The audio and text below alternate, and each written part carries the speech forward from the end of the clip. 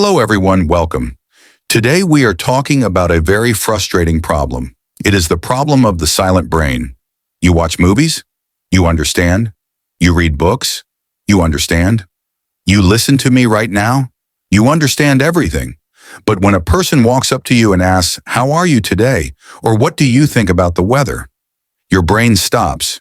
You feel a wall. You know the words, but the words do not come out. I want to tell first, you are not stupid. You are not bad at English. You have passive fluency. Your brain is a library full of books, but the librarian is asleep. Today we are going to wake up the librarian. Part 1. Why this happens, the science. Why can you understand but not speak? Because understanding and speaking use two different parts of your brain. Input, understanding. This is easy. Your brain just recognizes patterns. Output, speaking. This is a muscle, like playing the piano or driving a car. You cannot learn to drive a car by watching a video of a car. You must touch the steering wheel. Most students spend 90% of their time listening, input, and only 10% speaking, output. We are going to flip that today. Part 2. The shadowing technique, deep dive. The first step to speaking is shadowing. This is my favorite exercise. When I speak, I want you to repeat exactly what I say, exactly when I say it. Do not wait for me to finish. Be like my shadow. This trains your mouth muscles. It teaches your tongue how to move. In English, we use different muscles than in your native language. If you don't practice, your tongue stays lazy. Part 3. Thinking in English, stopping the translation. Many of you do this. You hear English? Translate to your language. Think of answer in your language. Translate back to English. Speak. This takes too long. That is why you are slow. To fix this, start small. Look at your room. Don't say that is a window in your head. Look at the window and think window. Look at the door and think door. Label your world in English. This creates a direct connection between the object and the English word. Part 4. The 5-minute mirror challenge. Every morning, stand in front of the mirror. Talk to yourself for 5 minutes. About what? Anything. Talk about your breakfast. Today I am eating eggs. They are good. I need more coffee. It sounds silly, but you are building confidence in a safe place where no one can judge you.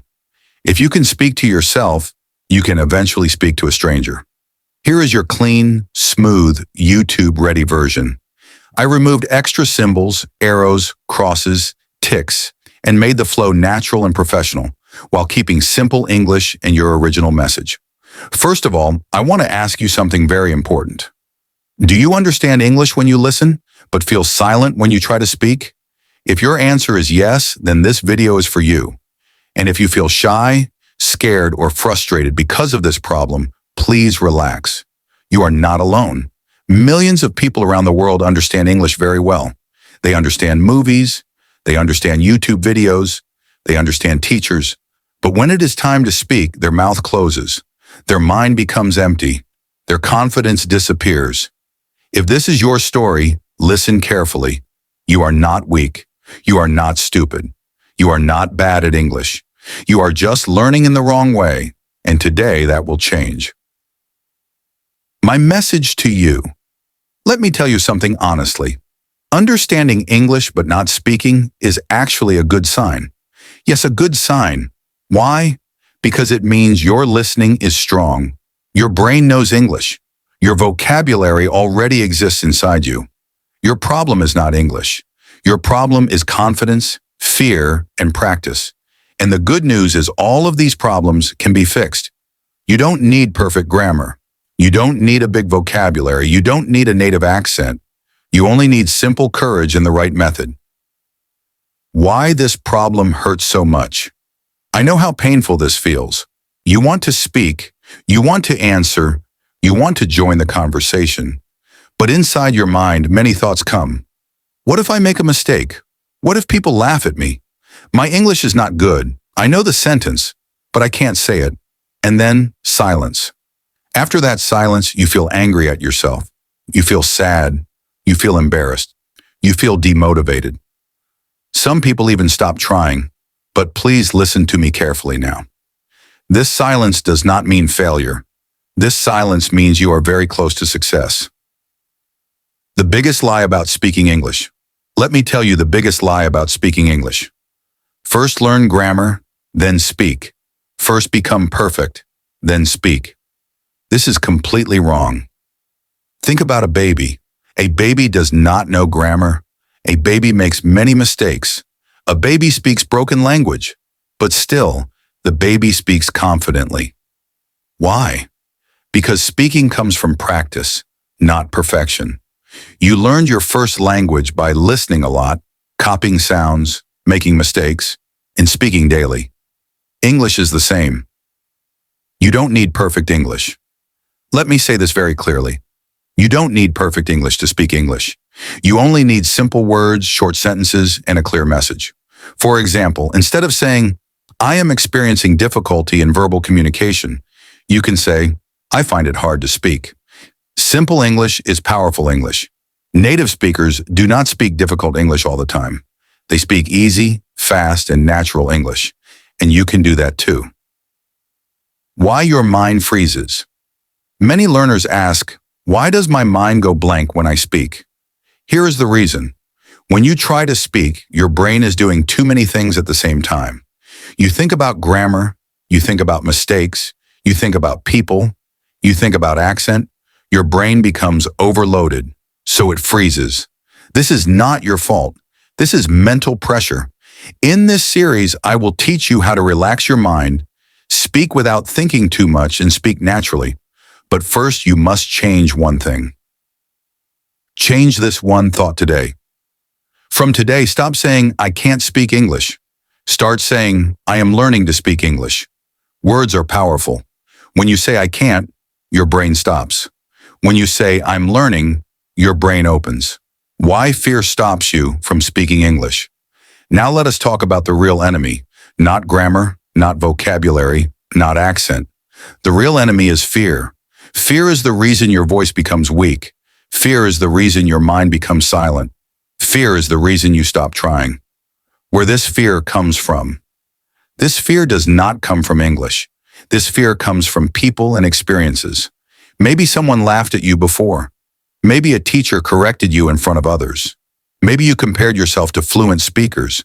Maybe you made one small mistake and felt ashamed. Your brain remembers pain.